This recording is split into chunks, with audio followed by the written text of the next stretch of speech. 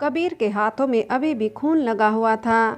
बैलगाड़ी में बैठे बैठे उमा काकी ने कबीर को अपनी गोद में लिटा लिया और उसके सर पर हाथ फेरते हुए कहा, तुम पुलिस में जाना चाहते थे ना कबीर, लेकिन मेरी वजह से तुम आज कुछ और बन गए। तुम लोगों की रक्षा करना चाहते थे, लेकिन परिस्थितियों ने तुम्हें आज भी वही डाकू बना दिया जिनसे तुम और तुम्हारी माँ चिढ़ते थे। उमा काकी की बात सुनकर सोमनाथ काका ने कहा, ऐसा मत कहो, उसे वह डाकू नहीं बना है, वह आज भी लोगों की रक्षा के लिए खड़ा हुआ है। लोगों की रक्षा के लिए ही उसने आज ऐसा किया और तुम पुलिस बनने की बात कर रही हो। कौन सी पुलिस? वही पुलिस जो हमारे लुटने के बाद हमारे गांव आएगी और दोबारा हमें लूट कर जाएगी। वह हमारे रक्षक नहीं हैं उमा, वह भक्षक हैं। सही मायने में हमारा कबीर और बालू यह हमारे रक्षक हैं। इन्होंने जो कुछ भी किया ठीक किया। बंजारों की बस्ती उजड़ चुकी थी, वह सभी कारवा बनाकर भीड़ों की ओर जा चुके थे। माना कि उनका तरीका गलत था, लेकिन जो कुछ उनके साथ हुआ वह भी बहुत गलत था। उन जैसे लोगों के पास शिक्षा का धन नहीं था, सिर्फ एक हुनर था जिसके भरोसे वह कमाकर खाते थे। लेकिन कुछ लालचियों ने उन लोगों से वह भी छीन लिया। अब जीने के लिए उन्हें कुछ तो करना था, इसलिए अज्ञानतावश उनके कोमल और जख्मी हृदय को जो भी ठीक लगा उन्होंने वही अपना लिया। इसलिए कहते हैं कि किसी को इतना भी मत सताओ कि वह तुम्हारे लिए खतरा बन जाए। सोमनाथ काका का कारवा गांव से बहुत दूर भीड़ों में पहुंच चुका था, जहां दूर दूर बस पहाड़ों और बंजर जमीन के अलावा और कुछ नहीं था। काकी ने उन भीड़ों को देखकर काका से कहा, कैसे रहेंगे हम यहाँ? इससे पहले कि काका कारवां लेकर आगे बढ़ते, उनके कारवां के आगे कुछ डकैत आकर अपनी बंदूक तानकर खड़े हो गए। बिंदिया मालती और ज्योति के साथ हवेली पहुंच चुकी थी। बिंदिया अंदर ही अंदर बहुत डरी हुई थी कि माताजी और बाकी घर वालों को वह क्या कहेगी, और सबसे बड़ी बात मोहिनी उससे क्या कहेगी। वह तो पहले से ही इतनी जिद्दी है, क्या वह अपनी माँ की बात समझेगी? यही सब प्रश्न बिंदिया धड़कते हुए दिल से गाड़ी से उतरकर और ज्योति का हाथ पकड़कर हवेली की ओर बढ़ चली थी। घर के अंदर पहुंचते ही वह ज्योति को लेकर सीधे अपने कमरे में चली गई। उसने मालती से कहा, आप कुंवर साहब को बुला लाइए। मालती सीधे कुंवर साहब के कमरे में गई। कुंवर साहब आराम से कुर्सी पर बैठे हुए थे और कुछ सोच रहे थे।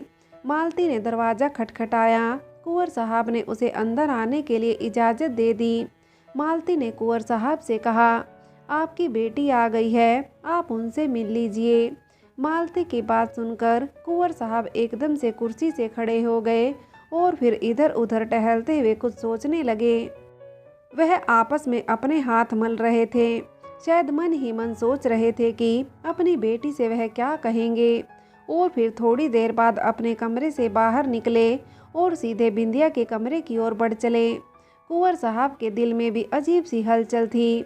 बिंदिया के कमरे में पहुंचकर उनकी नज़र बिंदिया के साथ बैठी हुई ज्योति पर पड़ी और वह सीधे ज्योति के पास आए। उन्होंने उसके सर पर हाथ फेरते हुए कहा, हमें यकीन नहीं हो रहा कि आप हमारी बेटी हैं। हमें इस बात पर यकीन नहीं हो रहा है कि इतने सालों से इतना बड़ा सच आपकी माँ ने हमसे छुपा कर रखा। हम आपकी माँ को इस बात के लिए कभी माफ़ नहीं कर पाएंगे, लेकिन आपसे वादा करते हैं कि हम आपको आप किसी भी चीज़ की कमी नहीं होने देंगे। कुंवर साहब की बात सुनकर ज्योति ने हैरानी से कुंवर साहब की तरफ देखा। कुंवर साहब का स्नेह और दरिया दिली देखकर ज्योति का दिल पसीज गया। कुंवर साहब ने उसे अपने गले से लगा लिया और ज्योति की आंखों में आंसू आ गए। उसे अपने पिता की याद आ गई। कुंवर साहब ने ज्योति से कहा, आप कुछ बोलिए, हमें पिताजी कहिए, हम आपके पिताजी हैं। ज्योति ने कांपते हुए होठों से अग्रज से कहा, नमस्ते पिताजी। अग्रज ने एक बार फिर ज्योति को गले लगाते हुए कहा, अनजाने में हमसे हुई गलती के लिए हमें क्षमा कर दीजिए। हमें नहीं पता था कि हमारी एक इतनी प्यारी बिटिया भी है। अगर पता होता तो हम आपको अपने से कभी दूर नहीं होने देते। लेकिन बेटा, हम आपसे एक बात कहना चाहते हैं। आप किसी को यह मत कहना कि आप इतने सालों तक गायत्री के साथ रही हैं, क्योंकि गायत्री की जाति के लोगों का हमारे महल में आने पर पाबंदी है। अगर आप किसी को यह बताएंगी कि आप गायत्री के घर में रहकर पली हैं तो हमारे लिए मुश्किल बढ़ जाएगी। हम किस किस को समझाएंगे। इसलिए हमने फैसला किया है कि हम किसी से भी कुछ नहीं कहेंगे। हम यह कह देंगे कि आपको बिंदिया के मायके वालों ने पाला है। हमने बिंदिया के मायके में बात कर ली है, उन्हें हर बात समझा दी है, बिंदिया की गलती भी बता दी है। वो लोग भी बिंदिया से बहुत नाराज हैं, लेकिन वह लोग हमारा साथ देने के लिए तैयार हैं। आप भी यही कहना कि आप अब तक अपने नाना के यहाँ रह रही थी। ज्योति को कुछ समझ नहीं आ रहा था कि वह क्या करे और क्या कहे। एक के बाद एक झूठ, एक के बाद एक झूठ, कितने और झूठ बोलेगी वह, कितने लोगों को धोखा देगी वह। बहुत परेशान हो चुकी थी। उसने परेशानी की हालत में अग्रज से अपना हाथ छुड़ाया और दोबारा बिस्तर पर बैठ गई। अग्रज समझ गए थे। उन्होंने ज्योति के सर पर हाथ फेरते हुए कहा, माफ़ करना बेटा, हम जानते हैं कि तुम्हारे लिए यह सब आसान नहीं। एक तो अपने परिवार जिसे आज तक आपने अपना माना उसे छोड़ कर आना, और दूसरा एक साधारण से परिवार से इतने उच्च परिवार में आना, और तीसरा एक और झूठ बोलना। सब कुछ आपके लिए बहुत मुश्किल है। लेकिन बेटा, कभी कभी ज़िंदगी में ऐसी परिस्थितियां भी आ जाती हैं जब आपको ना चाहते हुए भी झूठ बोलना पड़ता है। हम आपके आगे हाथ जोड़ रहे हैं बेटा, आप किसी को यह बात मत कहना। थोड़ी देर में हम माताजी और बाकी घर वालों को यहाँ बुलाएंगे और आपसे मिलने आएंगे। आप किसी से कुछ मत कहिएगा। बस आपसे अगर कोई कुछ पूछे तो हाँ या ना में ही सिर हिला आइएगा, और वह भी हमारी तरफ देखकर। जब हम आपको पलक झपक कर जो भी कुछ कहने के लिए कहें आप वही कहिएगा। ठीक है ना बेटा, आपको सब समझ आ गया है ना। ज्योति ने अग्रज की तरफ देखा और फिर हाँ में सिर हिला दिया। ना जाने क्यों, शायद अग्रज का प्यार देखकर ज्योति पसीज गई थी, और उसकी मजबूरी भी थी कि फिलहाल वो सबके हाथ की कठपुतली बनी हुई थी। जो भी उसे जो कुछ कहने के लिए करने के लिए कह रहा था, उसे फिलहाल वही करना था। क्योंकि जो इंसान एक बार झूठ बोलता है उसे फिर बार बार झूठ बोलना पड़ता है। यह बात ज्योति भी अच्छी तरह से समझ चुकी थी। अग्रज से अपनी खुशी संभाली नहीं जा रही थी। मोहिनी इस वक्त स्कूल में थी। अग्रज माताजी के कमरे में गए और उनका हाथ पकड़कर उन्हें आंगन में ले आए। उन्होंने बाकी घर वालों, परिधि और बड़े भाई महेंद्र को भी आंगन में बुला लिया था। घर के नौकर चाकर भी आंगन में इकट्ठे हो गए थे और सभी आपस में खुसर फुसर कर रहे थे। माताजी ने अग्रज से कहा, वैसे तो आपको हमारी याद नहीं आती है अग्रज, आज ऐसा खास क्या है जो आपने हमको यहाँ बुलाया। अग्रज ने माताजी के आगे हाथ जोड़ते हुए कहा, आप सभी को कुछ बताना था, या ऐसा कह लीजिए कि आप सभी को किसी से मिलवाना था। अग्रज की बात सुनकर सभी हैरान थे। महेंद्र ने अग्रज से कहा, क्या हुआ है अग्रज, क्या मोहिनी के लिए कोई रिश्ता ढूंढा है? अग्रज ने मुस्कुराते हुए महेंद्र से कहा, नहीं भाई साहब, ऐसी बात नहीं है। हम जानते हैं कि यह सब कहना हमारे लिए इतना आसान नहीं है, लेकिन आप सबसे छुपा कर रखना भी आसान नहीं। आखिर आप लोग हमारे परिवार हैं। अग्रज की बात सुनकर महेंद्र ने थोड़ा परेशान होते हुए कहा, आप पहेलियाँ बुझा रहे हैं अग्रज, क्या बात है, साफ साफ बताइए।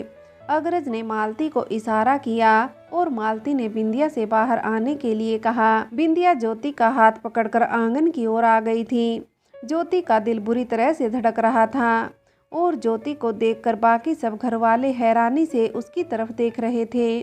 सबने अग्रज से कहा, यह कौन है, किसकी बेटी है यह अग्रज, और आप हमसे इसे मिलवाने क्यों लाए हैं?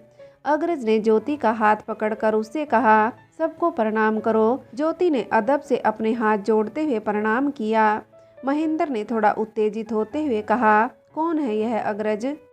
अग्रज ने महेंद्र से कहा, यह हमारी बेटी है, हमारी बड़ी बेटी ज्योति।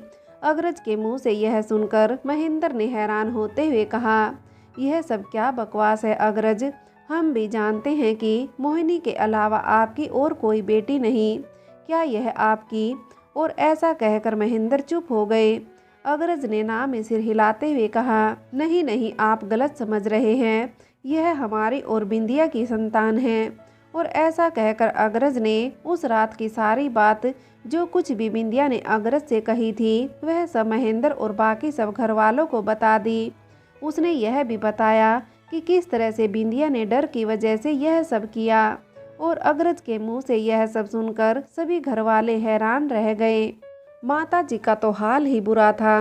वह गुस्से से बिंदिया की ओर देख रही थी। कुर्सी से खड़े होकर उन्होंने गुस्से से बिंदिया से कहा, इस औरत की इतनी हिम्मत कि इसने हमारे परिवार के साथ, हमारे साथ इतना बड़ा धोखा किया। और अग्रज, आपने इतनी आसानी से इस धोखेबाज औरत को माफ़ कर दिया। हमें आपसे कम से कम इतनी उम्मीद तो नहीं थी। आपकी रगों में राजवंश का खून बह रहा है। एक धोखेबाज को आप इतनी आसानी से कैसे माफ़ कर सकते हैं? और वैसे भी हम कैसे मान लें कि आपकी और बिंदिया की ही बेटी है? और आपने इस बात पर कैसे यकीन कर लिया? कहीं यह इसके किसी पाप की निशानी ना हो जो यह आपके माथे मढ़ना चाहती हैं?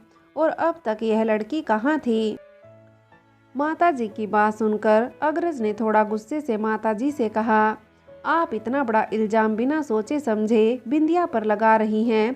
हमें बिंदिया पर पूरा भरोसा है और इस बात की गवाह मालती है। यहाँ तक कि दाई माँ ने भी इस बात की पुष्टि की है कि उस रात मोहिनी के साथ साथ बिंदिया ने एक और बच्ची को भी जन्म दिया था। रामू भी इस बात को जानता है और भले ही यह लोग इस बात की पुष्टि करते या ना करते, हमें अपनी बिंदिया की ईमानदारी पर पूरा भरोसा है। हमारी बिंदिया हमारे साथ कोई धोखा नहीं कर सकती हैं और अगर उससे इतनी बड़ी गलती हुई है तो वह भी आपकी वजह से माताजी, आपके डर की वजह से। वह सिर्फ अपनी बच्ची को बचाना चाहती थी, इसलिए उन्होंने इतना बड़ा कदम उठाया। अग्रज धारा प्रवाह बोले जा रहे थे और बिंदिया की आंखों से आंसू बहते जा रहे थे। उसे इस बात की तसल्ली थी कि अग्रज उसके लिए लड़ रहे हैं। अग्रज को उस पर पूरा भरोसा है। एक पत्नी के लिए इससे बड़ी बात और कुछ भी नहीं हो सकती कि उसका पति उस पर पूरी तरीके से भरोसा करता है।